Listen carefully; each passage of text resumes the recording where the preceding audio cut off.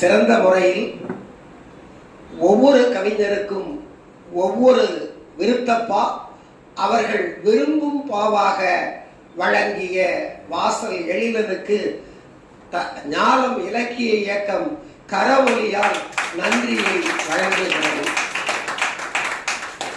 அடுத்து அரை மணி நேரம் கவிமணியின் கவிமணிகள் என்ற தலைப்பில் உரையாற்ற வருகிறார். கவிமணியை போல் உயர்ந்த உருவம்தான், ஆனால் அவர் உடைந்த உருவம் கொண்டவர், இவர் பெருத்த உருவம் கொண்டவர். அவருடைய உடம்பு துரும்பு, ஆனால் மனம் இரும்பு. கள்ளம் கபடம் அறியாதவர். சிவாஜி கணேசனை அழைத்து கொண்டு அவருடைய இல்லத்திற்கு ஜீவாவும் மற்றவர்களும் சென்றார்களாம். இவர்தான் சிவாஜி கணேசன் என்று அறிமுகப்படுத்தினார்கள். திரைப்படங்களில் சிறப்பாக நடிப்பார், நடிகர் திலகம் என்று போற்றுவார்கள் அப்படின்னு சொன்னாங்க. சிவாஜி கணேசன் உட்காரவே இல்லையா. ரொம்ப நல்லது, என்ன வேலை பார்க்குறீங்க என்று கவிமணி கேட்டதாக செய்திகளை நீங்களும் படித்திருப்பீர்கள். அந்த அளவிற்கு திரைப்படத்தை தள்ளி வைத்த கவிஞர் அவர். எட்டி கூட பார்க்காத கவிஞர் அவர். இன்று எவரும் விட்டு செல்லாத காரணத்தினால் நம்மை பற்றி கொண்டு பாடாய் படுத்துகிறது திரைப்படமும் நடிகர்களும் என்று கூறி நண்பர் திருவை பாபு அவர்கள் தமிழ் முகில், தமிழை தமிழ்நாடு மட்டுமல்லாமல் எங்கெல்லாம் முடியுமோ அங்கெல்லாம் சென்று பொழிந்து கொண்டிருக்கக்கூடியவர். அவர் வழங்கக்கூடிய விருதை இங்கே இருப்பவர்களில் பலர் பெற்றிருப்பார்கள். யாராவது பெறவில்லை என்றால் இப்போதே விண்ணப்பத்தை போட்டு வையுங்கள். நிச்சயம் ஓர் ஆண்டு விழாவில் உங்களுக்கும் உண்டு ஒரு விருது என்ற நம்பிக்கை உங்களுக்கு வரும்.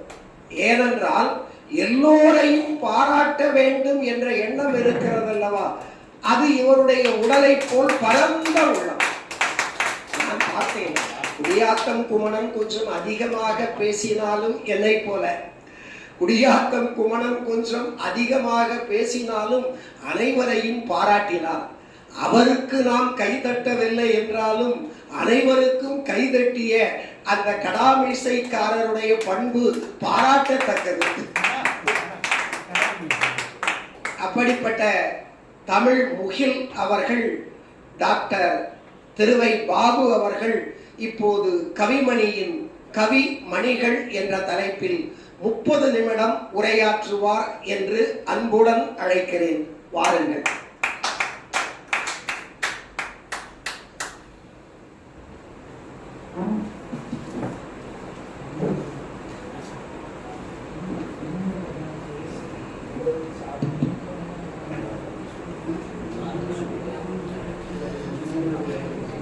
அனைவருக்கும் என்னுடைய பணிவான வணக்கத்தை தெரிவித்துக் கொண்டு, அனைவருக்கும் சிற்றுண்டி ஏற்பாடு செய்யப்பட்டுள்ளது. இட்லி, வடை. எனவே எவரும் சென்றுவிட வேண்டாம், இருந்து உண்டு செல்லலாம். சிற்றுண்டி அன்பளிப்பு கவிஞர் ராதா. அதற்கு நன்றி.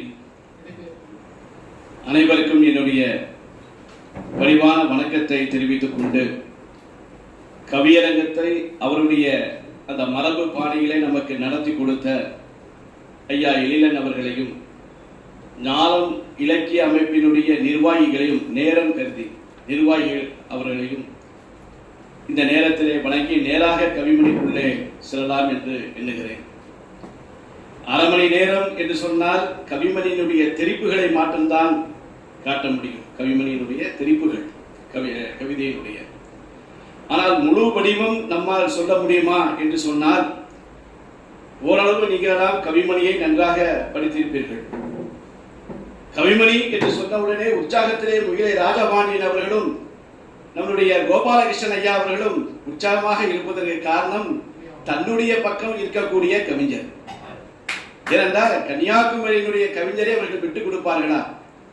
ஆகவே அப்படிப்பட்ட ஒரு கவிஞர் எப்பேற்பட்ட சிந்தனை உடையவர் என்பதை நாம் பார்த்தால் குடியாத்த குமரன் அவர்கள் பாவேந்தரை காட்டினார்.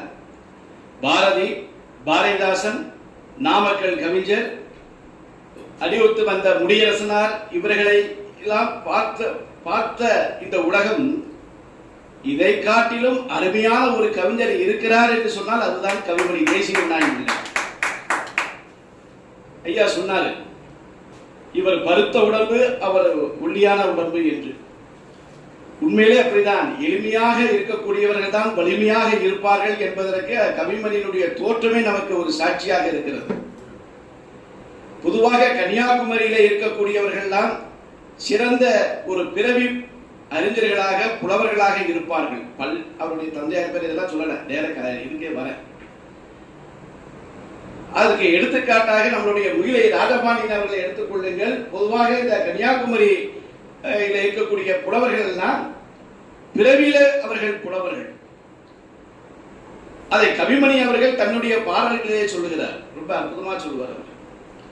ஏனென்றால் அவர்கள் காலத்திலே வாழ்ந்த புலவர்கள் எல்லாம் எப்படிப்பட்டவர்கள் தெரியுமா? கோட்டாறு கணபதி ஆச்சாரி, சாஸ்தாங்குட்டி பிள்ளை, செய்குதம்பி பாவலர், குற்றாலின் பிள்ளை, கவிமணிதாசன் என்று சொல்லப்படுகின்ற ஆதிமூல பெருமாள். எப்படி பாரதிக்கு பாரதிதாசன் சொல்ற மாதிரி இவர்கள் வாழுகின்ற அந்த காலத்திலே கவிமணி அவர்கள் வாழுகின்ற பொழுது கவிமணியை தெரியாது. இவர்களை சொன்னால்தான் கன்னியாகுமரியிலே தெரியும், ஏன் தமிழ்நாடு முழுவதும் தெரியும். ஆனால் இன்று கன்னியாகுமரிக்கு நுழைந்தாலே எப்படி பாண்டிச்சேரியிலே புதுச்சேரியிலே நுழைகின்ற பொழுது பாரதிதாசனை நாம் காணுகிறோமோ, எட்டயபுரத்திலே நாம் நுழைகின்ற பொழுது பாரதியாரை நினைக்கின்றோமோ, அதே போல கன்னியாகுமரிக்குள்ளே நுழைகின்ற பொழுது கவிமணிதான் இப்பொழுது நமக்கு நினைவு வருகிறார். அப்பொழுது அந்த புலவர்கள், இப்பொழுது கவிமணி அவர்கள் வருகிறார். அப்ப இந்த காலகட்டத்தில் அவர் வாழ்ந்த காலகட்டத்தில் அவர்கள் இயற்றிய கவிதை எப்படி தெரியுமா? மரபிலே மகுடம் சூட்டி சந்தத்திலே சலங்கை கட்டி மேடையிலே இருக்கக்கூடிய கவிஞன் தான் கவிஞன் என்று சொல்லக்கூடிய காலகட்டத்தில் தான் ஒரு குழந்தை கவிஞர் என்பதை அவர் பறைசாற்றுகிறார். அந்த காலத்திலே குழந்தை கவிஞர் என்று சொன்னால் இவன் குழந்தைகளுக்காக கவிதை எழுதுவான் அப்படி. ஆனா இப்ப அப்படி இல்லை. 400 ரவுடிதான் என்று சொல்வது போல நான் குழந்தை கவிஞர் என்று எல்லாரும் கிளம்பிவிட்டாச்சு. குழந்தை கவிஞர் எப்படி? அல வள்ளியப்பாவை உருவாக்கிய பெருமை கவிமணி தேசிகன் பிள்ளைக்கு உண்டு. அல வள்ளியப்பாவுக்கும் கவிமணிக்கும் ஒரு வித்தியாசம். கவிமணி குழந்தைகளை தாண்டி சமூக கவிகளை எல்லாம் அவர் எழுதினார். இன்னும் சொல்ல போனால் தன்னை ஒரு கவிஞன் என்பதை கூட அவர் அதை வெளிக்காட்டவில்லை. தான் ஒரு கவிஞர் என்பதை விட கல்வெட்டு ஆய்வாளர் என்றுதான் அவர் சொல்லுவார். ஒருமுறை கீவாஜா அவர்கள் கவிமணியிட்டே போனார். கவிதையை பற்றி, ஏன்னா மிக பெரும் கவிஞர் அல்லவா, அவரை பற்றி நாம் ஒரு அளவிட்டு நாம் அவரை போய் சந்தித்து வரலாம் என்று போகிறார். கவிதையிலே கீவாஜா ஆரம்பிக்கிறார். இவர் கவிதைக்குள்ளே வராமல் கல்வெட்டுகளே சொல்கிறார், ஓலைகளை பற்றி பேசுகிறார். சரி, அவரும் விடாமல் கவிதையை சொல்லிக் கொண்டு வருகிறார். கவிதையினுடைய மையப்பகுதிக்கு வருகிறார், உரையாடலினுடைய மையப்பகுதிக்கு வருகிறார். அப்பவும் அவர் கவிதையை தொடவில்லை, கல்வெட்டை பற்றி பேசுகிறார். சரி, முடிக்கும் போதாவது நாம் கவிதையோடு முடிப்போம் என்று சொன்னால் முடிக்கும் போது அவர் கல்வெட்டோடு முடிக்கிறார். அப்பொழுதுதான் கீவாஜாக்கு தெரியும் இவர் கவிதையிலே இருப்பதை விட கல்வெட்டிலே தான் இருக்கிறார் என்று. சோமுலை கூட சொல்லுவார், கவிமணிக்கு கவிதை என்பதை விட கல்வெட்டு ஒரு கருப்பு கட்டியும். கருப்பு கட்டினா நம்ம என்ன சொல்லுவோம் இல்லையா, கருப்பட்டியும். அவர் அப்படி இலக்கிய சொல்லியிருக்காரு, ஒரு வெள்ளம் மாதிரி அவருக்கு. ஆக இப்படிப்பட்ட ஒரு கவிஞரை நாம் கவிஞர் என்று சொல்லுகிறோம். அவர் தன்னை கவிஞர் என்பதை அடையாளப்படுத்தமாக கல்வெட்டு ஆய்வாளர் என்று ஆய்வுபடுத்துகிறார். அப்ப இப்படி வாழ்ந்த காலத்தில் இருக்கக்கூடிய கவிஞர்கள் இடத்திலே தான் ஒரு குழந்தை கவிஞர் என்பதை பதிவு செய்த முதல் கவிஞர் அவர் தான். சொல்லுகிறார், பாவியன் தன் கதையை கேளுமையா, அந்த பாஞ்சாலி கதையும் ஈதொக்கும் ஐயா, ஆவி பிடித்து நான் அலைவதெல்லாம் என்ற அருமை குழந்தைகளுக்காகவே என்று சொன்ன முதல் கவிஞர் அவர். அல வள்ளியப்பா குழந்தைகளுக்காக மட்டும்தான் கவிதை எழுதியிருக்கிறார், வேற யாருக்கும் எழுதல. அதனால அவர் குழந்தை கவிஞர். அப்ப இவர் யாருன்னு கேட்டா குழந்தை கவிஞருடைய முன்னோடி. கவிமணி தேசிய விநாயகர். பொதுவாக படைப்பாளர்களுக்கு என்ன ஒரு பெருமை என்று சொன்னால், அவர்களுடைய படைப்பிலே கவிதையோ கட்டுரையோ புதினமோ சிறுகதையிலோ எங்கேயாவது ஒரு இடத்திலே தன் ஊரை பற்றி சொல்லுவார்கள். ஐயா ஊரை பற்றி சொல்லியிருக்காங்க, கவிதையை பற்றி ஐயா கேட்கவே வேண்டாம். மற்ற எல்லாருமே தன்னுடைய ஊரை பற்றி சொல்லியிருக்கிறார்கள். அது கவிமணி ஒன்றும் விதிவதற்கல்ல. எங்கள் ஊர் எப்படிப்பட்ட ஊர் தெரியுமா? நான் சொல்றேன், முகிலை ராஜபாண்டியன் அவர்களுக்கு அவர் படித்ததனால் அவரை அறிஞர்கள் என்று யாரும் எண்ண வேண்டாம். அவர் கல்லூரியிலே பேராசிரியர் என்று சொல்வதனால் அவர்களை யாரும் அவரை பேராசிரியர் என்று சொல்லாதீர்கள். பிறவியிலே பேராசிரியர், அதை விட அவருடைய பேரன் பிறவியிலே பேராசிரியர். இவர் இப்பதான் பேராசிரியர். ஏனென்றால் அந்த எஸ்பி முத்துராமன் ஐயா அவர்கிட்ட அவர் பேரனை நாங்க பேச விட்டோம். தம்பி சொல்லு அப்படின்னாரு, மடமடம்னு சொல்லிட்டான். என்ன இவன் பேராசிரியர், இவன் இப்பவுமே பேராசிரியராக இருக்கானு சொன்னார். இது நிதர்சன உண்மை, அம்மையார் கேட்டிருப்பாங்கன்னு நினைக்கிறேன். ஏனென்றால் அது அவங்களுடைய பிறவி, அந்த கன்னியாகுமரியினுடைய மண்ணினுடைய வளமை அது. அப்போ அந்த புலவர்களுடைய எங்களுடைய மாவட்டம் புலவர் மாவட்டம் என்று சொல்வார். கன்னியாகுமரி மாவட்டத்தில் புலவர் மாவட்டம் என்று சொல்வார். அப்போ மற்ற மாவட்டத்திலே புலவர்கள் இல்லையா? அப்படி கிடையாது. அந்த மண்ணினுடைய மகிமைக்கு அவர்கள் பிறவியிலே வரக்கூடிய காரணத்தினாலே அது புலவர் மாவட்டம் என்று கன்னியாகுமரியை சொல்கிறார். அப்போ ஒரு பதிவு பண்றார், மண்ணை வெறுத்த பல நாடு, சுற்றி பார்த்திட கண்கள் குளிரும் நாடு, மண்ணையும் பொன்னாக மாற்றும் நாடு, கவி வாணர் நிறைந்த தமிழ்நாடு என்று சொல்லுகிறார். இங்குதான் நீங்க கவிமணியினுடைய கவிதையினுடைய சூட்சுமத்தை நீங்கள் பார்க்க வேண்டும். ஐயா, இந்த கவிதை ரொம்ப முக்கியமானது. பண்ணை பெருத்த பல நாடு, சுற்றி பார்த்திட கண்கள் குளிரும் நாடு, மண்ணையும் பொன்னாக மாற்றும் நாடு, கவி வாணர் நிறைந்த தமிழ்நாடு என்று சொல்லுகிறார்.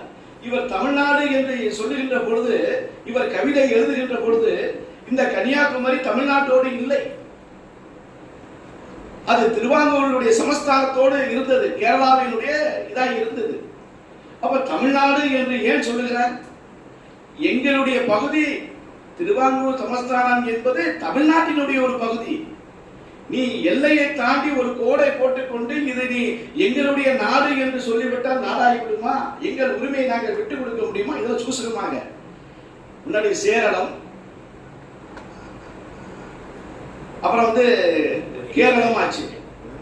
கிபி 8ஆம் நூற்றாண்டிலிருந்து தான் கேரளம் என்று அது மலையாள பகுதியாக மாற்றப்பட்டது. கல்வெட்டு நமக்கு சொல்லுகிறது. ஆனால் கவிமணி அப்பவே தன்னுடைய உரிமையை நாட்டிவிட்டார். ஏனென்றால் காடு திருத்தி நாட்டை கொண்டு வந்தவர் எங்கள் தமிழர்கள். இன்றைக்கு நீ அதை மலையாளம் என்று சொல்லுகிறார், அந்த நாடு கேரள நாடு என்று சொல்லுகிறார், சொல்லிவிட்டு போ. ஆனால் தமிழர்களை துன்புறுத்துவதற்கு உனக்கு என்ன உரிமை இருக்கிறது? அனைத்து கல்வெட்டுகளுமே, அனைத்து செப்பேடுகளுமே, அனைத்து ஓலைச்சுவடிகள் எல்லாவற்றிலுமே எங்களுடைய தமிழ்தானே பதிந்திருக்கிறது என்று அவர் சொல்லுகிறார். இதெல்லாம் அவருடைய அந்த தான் ஒரு தன்னுடைய மாவட்டம் புலவர் மாவட்டம் என்பதை அவர் பதிவு செய்கின்ற பொழுது இத்தனை செய்திகள் அதுக்குள்ளே அடக்கம் என்பதை நாம் புரிந்து கொள்ள வேண்டும்.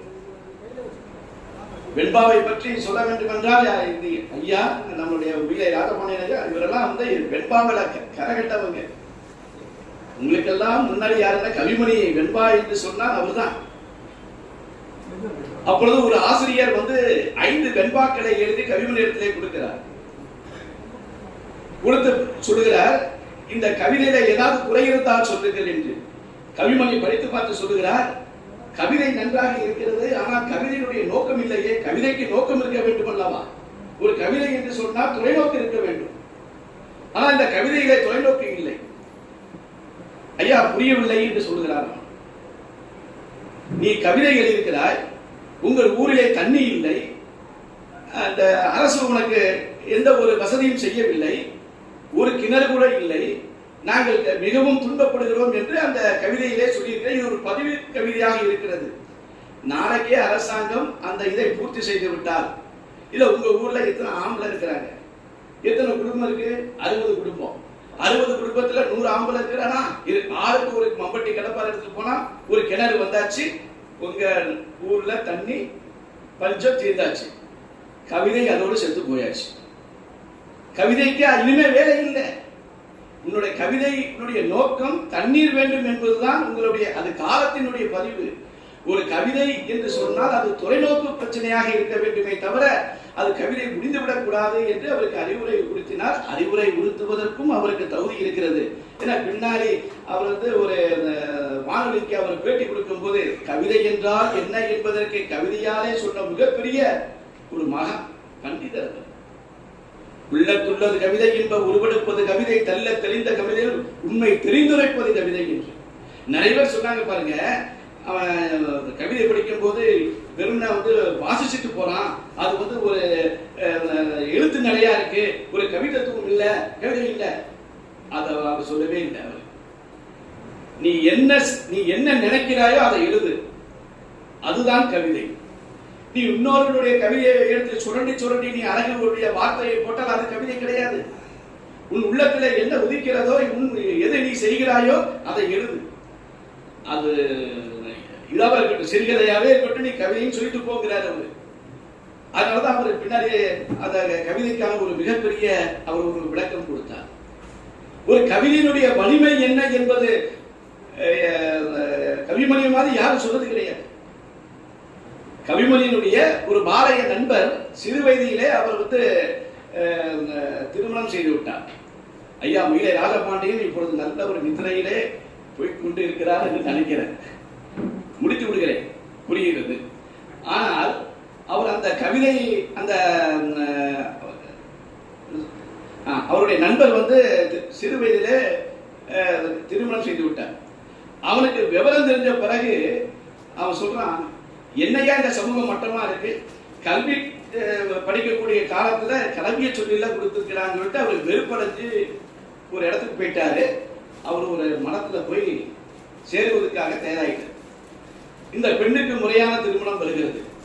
அந்த ஜாதகத்தை எடுத்துக்கொண்டு ஜோதிடத்தை போகிறார். ஜோதிடர் பார்த்துவிட்டு சொல்கிறான், அப்படி என்றால் இதற்கு ஏற்கனவே மணமகன் இருக்கிறாங்க அல்லவா, அவருடைய ஜாதகத்தை எடுத்துக் கொள்ளுங்கள், அப்பொழுதுதான் திருமணம் நிச்சயிக்கப்படும் என்று சொல்கிறார். தேதி குறிக்கப்படும் என்று சொல்கிறார். அதை விசாரிக்கின்ற பொழுது அந்த மணமகன் ஒரு மரத்திலே சாமியாராக போகக்கூடிய ஒரு வாய்ப்பை இருப்பதாக அவருக்கு அறிகிறார். அந்த செய்தி கவிமணியிட்ட போய் சொல்கிறார் நண்பர்கள், ஐயா இப்படி இருக்கு, இந்த பெண்ணுக்கு என்ன, அதாவது கணவன் இறந்து விட்டால் அவள் விதவை, அது அவருடைய சாபக்கேடு, இருந்தும் அவன் விதவையாக இருக்க வேண்டுமா என்கின்ற ஒரு கேள்வி வருகிறது. யார் அந்த சமூகத்திலே அந்த பெண்ணை திருமணம் செய்வார்? ஆகவே இந்த கவிமணி இடத்திலே சொல்லுகிறார். கவிமணி ஒரு பேப்பரை எடுத்து, அன்புள்ள நண்பருக்கு கவிதை, இப்படிக்கு தேசிய விநாயகம் பிள்ளை, அவ்வளவுதான். அவர் அவனுக்கு அட்வைஸே பண்ணல, அவருக்கு எந்தவித ஒரு இது சொல்லல, கவிதை மட்டும் மன்னிக்க வேண்டும், அவருக்கு அறிவுரை சொல்லல.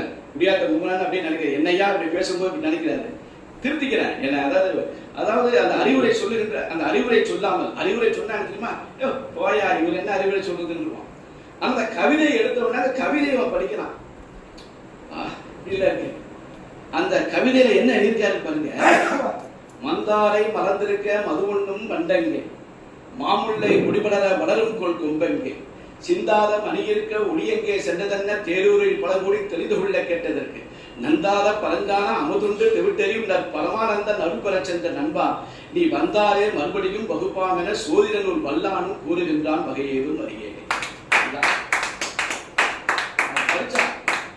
படிச்சுட்டு ஒரு கொடி படர வேண்டும் என்றால் ஒரு கொழு கொம்பு தேவை, ஒரு மணி இருக்குன்னா அது ஒளி படறதுக்கு இடம் தேவை, ஒரு பிரகாசம் தேவை.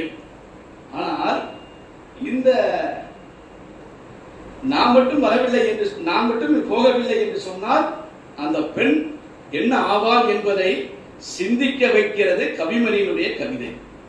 அவர் தேரூர்ல பிறந்திருக்கிறாரு, நேர தேரூருக்கு வந்தா திருமணம் செஞ்சா அந்த கவிமணி முன்னாலே வாழ்ந்ததாக கவிமணி குறிப்பிடுகிறார். நல்ல அவர்கள் எல்லாரும் செல்வ செழிப்போடு வாழ்ந்து அவர்கள் வந்தால் நானும் வாழ்த்தினேன் என்று கவிமணி அவர்களும் சொல்லுகிறார்.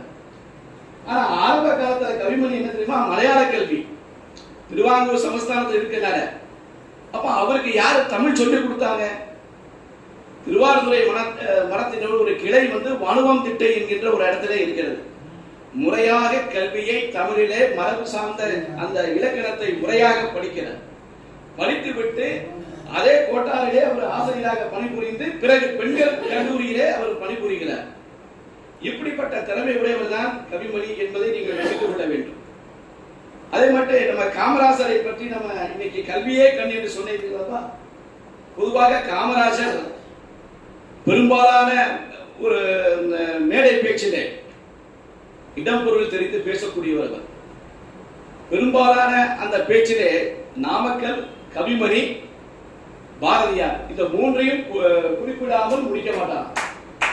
அப்படி என்றால் கவிமணியை எந்த அளவுக்கு அவர் நேசித்திருப்பார். ஆனால் கவிமணி காமராஜரை பற்றி எழுதவில்லை. காரணம் 54 முடிந்து விடுகிறார். 56 தான் அவருடைய சாதனைகள். காமராஜர் வந்து சாதனைகள் வருது. அந்த சாதனைகள்லாம் தெரிந்து இவருடைய பயணம் இறுதி யாத்திரை முடிந்து விடுகிறது. அப்படிப்பட்ட ஒரு சூழ்நிலை இல்லை என்றால் அவருக்கு எழுதியிருப்பார். ஆனால் காமராஜர் மதிய உணவு திட்டம் கொண்டு வந்ததற்கு ஒருவேளை கவிமணியினுடைய கவிதையை அவர் படித்திருக்க கூடும் என்று என்னுடைய ஆய்வு. அவ்வளவுதான், அது இறுதின்னு சொல்லிட முடியாது. அப்ப அந்த குழந்தைகளுக்கு அவர் கவிதை எழுதினார். அதாவது பொதுவாக குழந்தைகளுக்கு கவிதை எழுதுவது ரெண்டு முறை இருக்கு. ஒன்று நாம குழந்தைகளுக்கு கவிதை எழுதுவது, இரண்டாவது குழந்தையாகவே கவிதை எழுதுவது. மணிமேகலை அம்மாவுக்கு தெரியும், ஆசிரியர் அவரே ஒன்றி அங்க இருக்கிறாங்க. அப்போ அவர் கவிதை எழுதுகிறார். நல்ல பண்டங்களை கண்டறியும், ஒரு நாளும் வயிறார உண்டறியும், அல்லும் பகலும் அலைஞ்சிடுவோம், பசி ஆற வழியின்றி வாடிடுவோம், அன்னப்பா கிட்டாத ஏழைகளுக்கு நல்ல ஆவிப்பால் எங்கே கெட்டுமப்பா, என்னப்பா அன்படும் பாட்டையெல்லாம் யாரிடம் சொல்லி அறிவேணுமா. இத காமராஜர் கட்சியில் பிடிச்சிருப்பான்னு நினைக்கிறேன். பின்னாடி மதிய உணவு திட்டம் இது காமராஜர் சுயமாக வந்தது. அதாவது நீதி கட்சியினுடைய நீச்சி தான் பெரியார் வந்து அதை பண்ணியிருக்கிறார். ஏன்னா 1876 கவிமணி பிறக்கிறார். காலத்தை சொல்ற நீங்க நல்லா புரிஞ்சுங்க. 1876 கவிமணி, 1879 தந்தை பெரியார், 1882 பாரதியார், 1891 பாவேந்தர், 1895 நேசமணி. அதாவது காமராஜரை விட ஒரு 8 பங்கு. இப்ப நான் கால அளவு சொல்லியாச்சு அப்படின்னா யார் யார் எந்தெந்த காலம்னு நீங்க பேசும்போது நீங்க உங்களுக்கு அதை குறிப்பிட்டு நீங்க பேசிக்கலாம். அதற்காக அந்த இதை சொன்னேன். ஆகவே இப்படி குழந்தைகள் பயன்பெற வேண்டும். நாம் இது போன்ற ஒரு முறையை வெளியிட்டால் இந்த சமுதாயம் புரிந்து கொண்டு குழந்தைகளுக்கு உதவி செய்யும் என்று நினைக்கிறேன். ஒருவேளை நீதி கட்சியினுடைய காலத்திலே கவிமணி இருந்திருக்கலாம். ஆனால் அதனுடைய கவிமணியினுடைய முழு பயனை எப்படி சமுதாயத்திற்கு கொடுப்பது என்பதை செய்தவர் யார் என்று சொன்னால் காமராஜர் தான். அதுல எந்தவித மாற்று கருத்தும் கிடையாது. ஆகவே இந்த குழந்தைகளுக்கு எல்லாம் அவர் அப்படி செய்கிறார். அவர் எப்படிப்பட்ட ஐயா சொன்னார், நீங்க பெருத்த உடம்பு, அவர் நலிந்த உடம்பு என்று சொல்கிறாரே, நாமக்கல் கவிஞர் அவரை காட்டுகிறார். அவரை போன்ற ஒரு கவிஞர் கவிமணிக்கு இல்லை. எந்த கவிஞரும் அதை மாதிரி எழுதவிட முடியாது.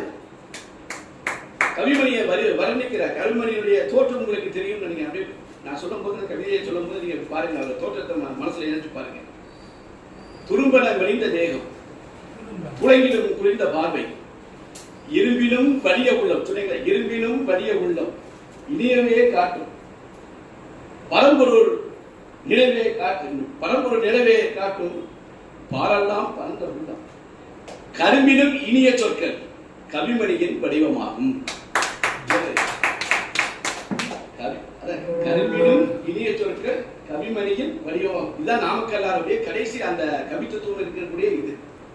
இன்னொன்று சொல்லுகிறார், கவிமணியின் தேசிக விநாயகத்தின் கவி பெருமை தினம் தினம் கேட்பது பெருமை, செவிக்கு பெருமைங்கிறார்.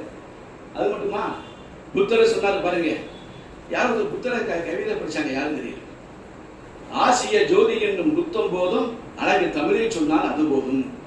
யாரு அவர் புத்தரை பத்தி சொல்றார். அப்ப புத்தரை பத்தி சொல்லும் போது கவிமணி எப்படி எடுக்கிறாருன்னா, புத்தர் வந்து ஒரு அறிவுலக ஆசா. அவர் வந்து எல்லாத்துக்கும் உறவர், பிறப்புக்கும் எல்லா உயிருக்கும் என்று வள்ளுவனுடைய கோட்பாட்டிலே இந்த உலகத்தை காண வேண்டும் என்று புறப்பட்டவர்.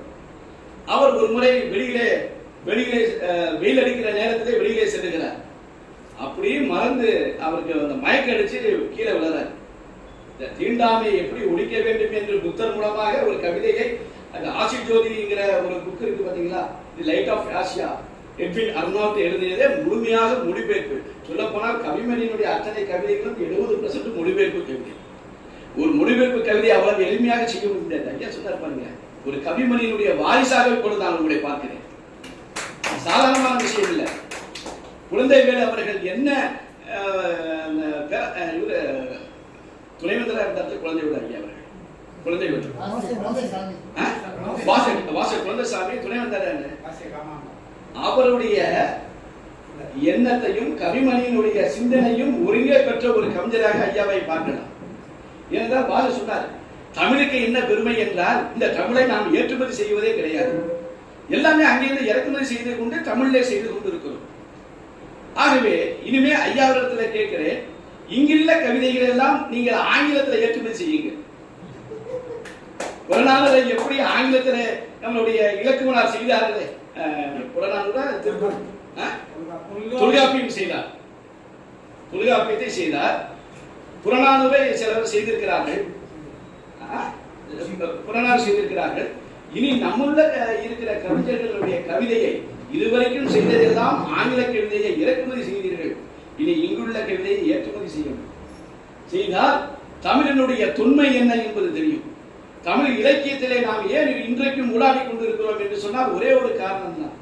இன்றைக்கு பல கீழடியை பற்றி நாம் பேசிக் கொண்டிருக்கிறோமே, ஆதிச்சநல்லூரில் இருக்கக்கூடிய பேசிக் கொண்டிருக்கிறோமே. ஐயா, இலக்கியத்தினுடைய பயன் என்ன தெரியுமா? இலக்கியத்திலே பயணம் செய்கின்ற பொழுது, ஒரு வரலாற்றை சொல்லுகின்ற பொழுது, இந்த இடத்துல அசோகன் போயிருக்கிறான், இந்த இடத்துல இந்த சேர சோழன் போயிருக்கிறான், அப்ப அந்த இடத்துல தோண்டிப்பார், அங்கே நம்மளுடைய தொன்மை தெரியும் என்று தோண்டி பார்க்கக்கூடிய இடம் தான் கீழடி. நமக்கு சாதாரண ஆடு மேய்க்கிறவன் சொல்லி, ஐயா இங்க ஏதோ ஓடுகள்லாம் இருக்குன்னு சொல்லி அங்கங்க தேடி பார்க்கக்கூடிய இடம் தான் பல ஆய்வுகளுக்குள்ள தளமாக இருந்திருக்கிறது. ஆகவே கவிமணி அவர் கவிதையை மாத்திரம் எழுதவில்லை, இந்த ஆய்வு நோக்கிலே தமிழர்கள் எல்லாம் புறப்பட வேண்டும் என்று.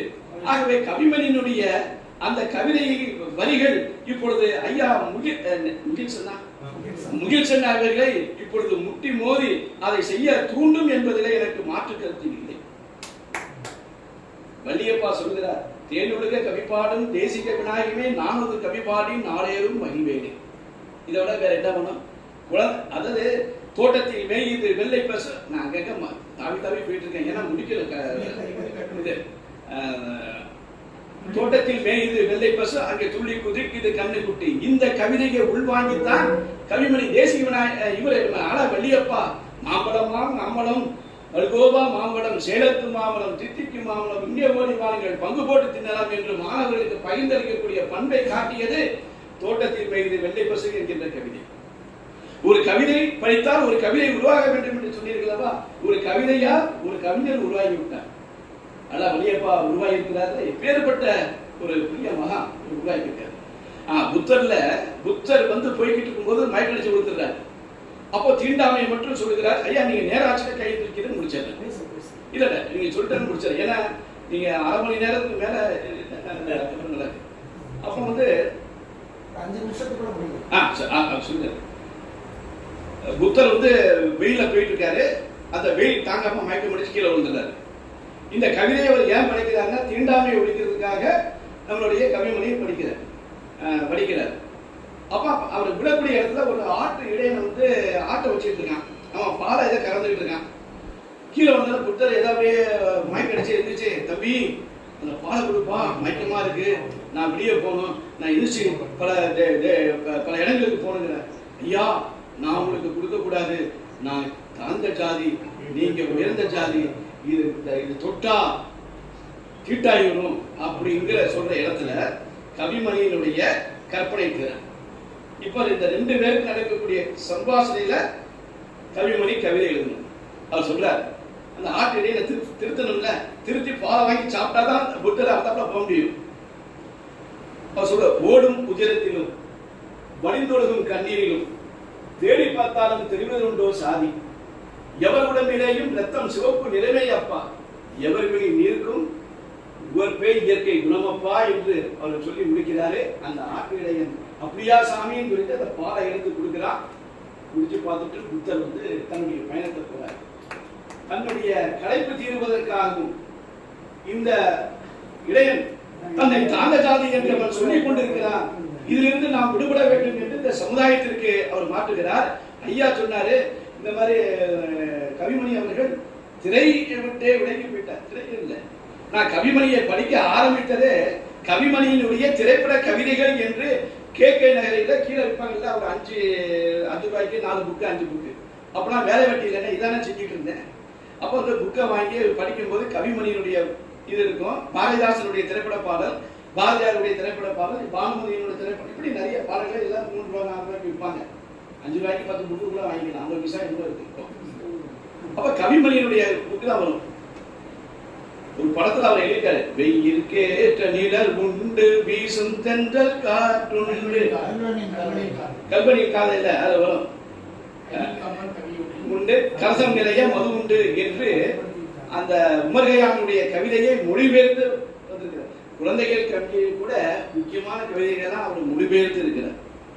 இந்த சைக்கிள் வண்டி யாரோ ஒருத்தர் சொன்னாரு, யாரு அந்த கவிதை, ஐயா கோபாலகிருஷ்ணன் சொன்னாருல்ல, தங்கையே பார் தங்கையே பார் சைக்கிள் வண்டி இதுவே பார், இரும்பினால் செய்த வண்டி எங்கும் ஓடும் வண்டி, இரும்பினால் செய்த வண்டி எங்கும் ஓடும் வண்டி, ஒன்றன் பின் ஒன்றாக உருளும் பைதாக்களை பார், அக்காலும் தங்கையும் போகும் அழகை பார் சொல்றாரு. அந்த முன் சக்கரமும் பின் சக்கரமும் தொடர்ந்து போகுது இல்ல, அது அக்காலும் தங்கையும் போற மாதிரியே இருக்குமா. ஆக எப்படிப்பட்ட ஒரு கவிஞரை நாம் பார்த்திருக்கிறோம். பாரதிதாசன் போற்றிய கவிஞர் சார், அவரு சாதாரண ஆள் இல்லை. அவரு கவிமணி என்று சொன்னாலே கவிமணியை தேடி வராத கவிஞர்கள் தமிழ்நாட்டிலே கிடையாது. சிவாஜி பத்தி சொன்னீங்க, இன்னொன்னு சொல்லுவாங்க சிவாஜி பத்தி அவர் சொல்லும்போது, ஐயா ஒரு சிறந்த நடிகர் தமிழ்நாட்டில், அப்போ சாப்பாடுக்கு என்ன பண்றாரு அப்படின்னா, அந்த காலத்துல நடிக்க வந்தவனுக்கு சோத்துக்காக தான் நடிக்க போவான். அப்போ கேட்டா ஐயா சோத்துக்கு என்ன பண்றாரு, அவர் எவ்வளவு பெரிய நடிகர், அவரோடு பணித்த ஒரு நடிகர் யார் என்று சொன்னார் கலைவாணர் அவர்கள். எப்பொழுதும் நகவும் சதையுமாக கவிமணி அங்கே இருப்பார், கவிமணியோடு அவர் இங்கே இருப்பார். ஆனால் அவர் ரொம்ப வருத்தப்பட்ட ஒரு செய்தி முடிச்சு விடுகிறேன், இன்னும் 2 நிமிடத்தில் முடிச்சு. நிறைய இருக்கு, ஆனால் ஏதாவது எதை சொல்லணும்னு எனக்கே தெரியல. இங்க வந்து பகுத்தறிவு சொல்லலைன்னா நம்ம மீசக்கார அண்ணாச்சிக்கு கோபம் வரும், இவருக்கு கோபம். அவர் பகுத்தறிவு சொல்றாரு ஒரு நல்லது, இவர் கோபத்தை நீங்க பார்க்கல. ஒருவர் வாழ்ந்திடணும் ஐயா, ஒருவர் வாழ்ந்திடணும், உலகில் ஒருவர் தாந்திடணும், அரிய தெய்வத்தின் செயலென்று அறைதல் வீணையாம், அரிய தெய்வத்தின் செயலென்று அறைதல் வீணையாம், ஈசன் மீதினே வலியை ஏற்றல் ஏனையா, நாசமாவதற்கும் காரணம் நாமே தான் ஐயா. அதாவது புறநாட்டில் வரும் தீரும் நன்றும் பிரதமரா நோதலும் அணிதலும் அவ்வாறன்றே என்று வரக்கூடிய இந்த புறநானற்றை தன்னுடைய கவிதை வரிகளே ஓட விடுகிறார். இந்த நல்ல பண்டங்களை கண்டறியோம் என்று சொன்ன பார்த்தீங்களா, அதுல பட்டுக்கோட்டையினுடைய ஒரு சிந்தனை அங்க இருக்கும். என்ன அப்படி கேட்டா, அடாதே பாப்பா அடாதே, அம்மா இருந்தா பால் தருவாங்க, அனாதை அழுதா யாரும் வருவாங்க. இதத்தான் வந்து கவிமணியிட்டேருந்து பட்டுக்கோட்டை எடுத்துக்கொண்டார். ஓடும் முதிரத்திலும் பழுந்தொடுக்கும் கண்ணீரும் சொன்னேங்க. அதை பட்டுக்கோட்டை பின்னாடி என்ன சொல்றாரு பாத்தீங்கன்னா, யாரு மேல கீறினாலும் ரத்தம் ஒண்ணுதான், ஆக மொத்தம் எல்லாரும் 10 மாதம் தான். ஆக இப்படிப்பட்ட கவிதை கரிகளை ஆங்காங்கே ஒரு திருப்புகளாகத்தான் காட்டியிருக்கிறேன் தவிர, அவருடைய முழு வடிவம் தெரிந்து கொண்டால் கவிமணியை நம்மால் விட்டுவிட முடியாது. இந்த கவிமணியை பற்றி எனக்கு முதலிலே வாய்ப்பு தந்த என்னுடைய இலக்கிய பேருரைக்கு முதல் இலக்கிய பேருரையே நம்முடைய தமிழ் இலக்கியம் என்றும் நம்முடைய புழுதிவாக்கம் மகராசன் அவர்கள். அவர் சொன்னாரு, குழந்தை இலக்கியத்தை பத்தி யாருமே பேசல, நீங்க பேசுங்கன்னு சொல்லும் போது அல வலியப்பாவை பற்றி பேசலாம்னு சுப்பையா அவர்கள் சொன்னார்கள். அல வலியப்பாவை எல்லோரும் காட்டி விட்டார்கள், ஆனால் கவிமணியினுடைய இது யாருக்கும் தெரியாது, கவிமணியை பேசுகிறேன் என்று சொன்னார். அன்றைக்கு எனக்கு கொடுக்கப்பட்ட நேரம் 3/4 மணி நேரம், ஆனால் அன்றைக்கு நான் பேசியது 1.5 மணி நேரம். அன்றைக்கு அவை அவ்வளவும் ஆறி போயிருக்கிறது. காரணம் என்று நம்மளுடைய இலக்கிய உரை நாம் காட்ட வேண்டும் என்பதற்காக மேல்நாட்டு கவிஞர்களோடு தொடர்புபடுத்தி அந்த கவிதையெல்லாம் விரிவாக்கம் செய்தேன். இன்றைக்கு அதை செய்ய முடியாத சூழ்நிலையில் இருக்கின்றேன். கிட்டத்தட்ட 12 அவைகளிலே நான் பேசியிருக்கிறேன். அதுக்கு இந்த ஞானம் இலக்கிய அமைப்பு எனக்கு கொடுத்ததுக்கு மிக்க நன்றியை இந்த நேரத்திலே சொல்கிறேன். ஒரே ஒரு செய்தி, கவிமணியின் சிறந்த ஒரு கல்வெட்டு ஆய்வாளர் என்பதற்காக பொன்னியின் செல்வன் படம் பார்த்துருப்பீங்க நினைக்கிறேன். அதுல வந்து அந்த ஆதித்த கரிகாலனை கொண்டுருவாங்க அப்படிதானே, அந்த இது வரும். அது கல்வி படிக்கணும். என்னை கேட்டால் தமிழ் ஆசிரியர்கள் அவர்களுக்கு வந்து அரசாங்கம் வந்து யாருமே அந்த அளவுக்கு இல்லையே. இருக்கா கல்வெட்டு பாடம் இல்ல பாடம் ஏன் சொல்ல வரேன்னு, காந்தலூர் அவருடைய ஆய்வு கட்டுரையிலே மிகுந்த முக்கியமானது காந்தலூர் சாலை ஆய்வு. அந்த காந்தலூர் சாலை ஆய்வு என்ன அப்படின்னா, காந்தலூர் சாலை என்பது திருவனந்தபுரத்தினுடைய கடற்கரை விழிஞ்சியம் என்று சொல்றாங்க. தெரியும் விழிஞ்சியம். அந்த விழிஞ்சியத்திலே காந்தலூர் சாலையை நாலந்தா தென்னிந்தியாவின் நாலந்தா பல்கலைக்கழகம் என்று சொல்வார்கள். ஆயக்கிளைகள் 64 காந்தலூர் சாலையிலே நடைபெற்றது. வேதபார சாலை உண்டு, ஆயுதம் ஏந்திய வீரர்கள் உண்டு, அத்தனை வறும கிளைகளும் அங்கே படித்தது. அங்கே படித்த பாண்டியர்கள் தான் பின்னாடி போய் அந்த ஆயுத கரிகாலனை வந்து கொண்டதாக. ஆனால் அதற்கான நமக்கு ஓலைச்சுவடிகளும் கிடைக்கவில்லை. அதனால் இவர் என்ன பண்ணி விட்டாரு, நம்மளுடைய பொன்னியின் செல்வன் என்ன பண்ணாரு, அந்த இவரு மணிரத்னம் என்ன பண்ணாரு அப்படின்னா, அத ஒரு பெண் பாத்திரத்தை முடிஞ்சு அவன் தனியா வர வச்சு அந்த கதையை முடிச்சிட்டார். ஆனா பொன்னியின் செல்வன் வந்த பிறகுதான், கல்கி எழுதிய பிறகுதான் சோழ மண்டலத்தினுடைய அந்த காட்சி அமைப்பு நமக்கு வந்தது. அது வரைக்கும் சோழ மண்டலத்தை பத்தி யாருமே அதிகமாக தெரியாது. ஏதோ படிப்போம், ராஜராஜன் வருகிறார் வருகிறார் சொல்லுவோம். அந்த காந்தலூர் சாலை என்பது அவ்வளவு மிகப்பெரிய அதிலே ஆராய்ச்சி பண்ணார். சுசீந்திரம் கோயிலே வரையப்பட்ட அந்த கல்வெட்டிலே இருக்கக்கூடிய தமிழை பாதுகாத்தார். இன்னும் சொல்ல போனால் நேசமணி கன்னியாகுமரியை மீட்பதற்கு 75 விழுக்காடு கவிமணி அவர்கள் கல்வெட்டும் செப்பேடுகளும் அவருடைய ஓலைச்சுவடிகளும் அவருடைய கோர்ட்டிலே வாதாடுகின்ற பொழுது, அந்த நீதிமன்றத்தை வாதாடுகின்ற பொழுது அதற்கு சாட்சிய பத்திரமாக அஃபிடேட் கொடுத்தது யார் என்று சொன்னால் நம்மளுடைய கவிமணி அவர்கள். ஆகவே தான் நேசமணி வந்து காமராஜரோட வயசுல மூத்தவர். அவரை விட ரொம்ப ஒரு ஜெனிவனா இருக்கக்கூடிய, நல்ல நேர்மையான இருக்கக்கூடியவர். ஆகவே அந்த நீதிமன்றத்திலே அவர் வழக்காடி கன்னியாகுமரி தமிழகத்திலோடு இணைய வேண்டும் என்று சொல்லுகின்ற பொழுது, தமிழகத்திலே இணையட்டும், ஆனால் திருநெல்வேலி மாவட்டத்தோடு இணைய வேண்டாம், அது தனியாக அது மாவட்டமாக வேண்டும் என்ற கோரிக்கையை காமராஜர் ஏற்று அதை செய்து, நேசமணி அவர்களும் காமராஜர் அவர்களும் அந்த குதிரை மண்டியில வந்து அவர்களை பாராட்டினார்கள் என்பது கன்னியாகுமரியில் இருக்கக்கூடிய அனைவருக்கும் உங்களுக்கு தெரியும்.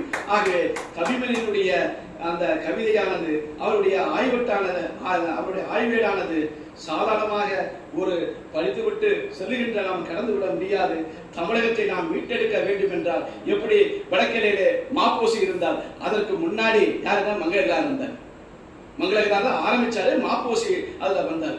இதை எனக்கு என்ன பெருமைனா, மாப்போசி இடத்துல பார்த்த பெருமை எனக்கு உண்டு. சீப ஆயத்தனாரோடு எனக்கு உள்ள தொடர்பு உண்டு. ஆகவே இதெல்லாம் வந்து என்னை அறியாமல், இவர்களெல்லாம் யார் என்று தெரியாமலே நான் அவர்களிடத்துல பழகியிருக்கேன். ஆனா தெரிந்திருந்தால் பழகிருக்க மாட்டேன். ஏன்னா அவர் நல்ல மனுஷன் இல்ல, அவங்க வந்து போலீஸ் வாண்டட்பாங்க. தோழர் நல்லகண்ணு அவர்களையே நான் வந்து சிறு வயதிலே அவரை பார்க்கணும். அவருடைய அண்ணன் தம்பி எல்லாரையும் எனக்கு பழக்கம் எல்லாரும். ஆனா இவரை பார்க்கணும், ஏன்னா இவர் ஜெயில வந்திருக்காரு, இவரை போலீஸ் தேடுதுன்னு சொல்லிட்டே இருப்போம். ஏதோ விதிவசம் அவரை வந்து சந்திச்சு அப்படியே எல்லாம் நடந்து விட்டது. அந்த நல்லகண்ணுடைய நூலை நான் எழுதி வெளியிட்டது, முதலாக வெளியிட்டது என்பது நாளன் இலக்கிய இயக்கம் என்பதை சொல்லி அந்த இயக்கத்திற்கு நான் எப்பொழுதும் தலைவணங்குகிறேன். ஒருவேளை முகிலை ராஜபாண்டியன் நான் இங்கு வரவில்லை என்பதால் என்னை விரோதியாக பார்க்கிறாரோ என்னவோ தெரியவில்லை. ஆனால் நான் அப்படியெல்லாம் நினைக்கவில்லை. ஆனால் என்னுடைய இது எப்படின்னா, ஒரு அமைப்புக்கு போனா பொழுதுபோக்குக்காக தான் போறேன். நான் ஹிஸ்டரி, இந்த வரலாறுகள் எல்லாம் ஒழுங்கா படிப்பேன். ஒரு பொழுதுபோக்குக்காக ஒரு இயக்கத்துக்கு நாம் செல்வதை விட அந்த இயக்கம் நன்றாக இருக்க வேண்டும் என்பதை நினைவிலே கொண்டு நான் வரவில்லை. வாய்ப்பு கிடைக்கின்ற பொழுது வருகிறேன் என்று சொல்லி வாய்ப்புக்கு எனக்கு கொடுத்த அந்த இலக்கிய இருக்கும், இந்த இலக்கிய இயக்கத்திற்கு தூணாக இருக்கின்ற ஐயா செல்லப்பட்டி ஐயா அவர்களுக்கும், அவர்கள் தான் ஆரம்பத்திலிருந்து இன்றைய வரைக்கும் ஒரு கலைஞரை விளக்காக இருக்கிறார். ஆகவே அவரை இந்த நேரத்திலே நான் பாராட்டி, கவியரங்கத்தை மிக சிறப்பாக அந்த கவிதைன்னா இவர்கிட்ட தான் போய் படிக்கணும். அண்மையில ஒரு 2-3 கவிதை எழுதினேன், தவறையும் கூட தப்பு இல்லைன்னு அவர் கொடுத்திருந்தாரு. ஒருவேளை என்ன சும்மா சொல்றதுக்காக சொன்னீங்களான்னு தெரியல. ஏன்னா நான் என்னுடைய கவிதை 900 கவிதையை தொலைச்சிட்டேன். இப்பொழுது அது செய்திருக்கிறேன். உங்களுடைய துணையோடு என்னுடைய இலக்கிய பயணம் தொடரும் என்று சொல்லி விடைபெறுகிறேன். நன்றி, வணக்கம்.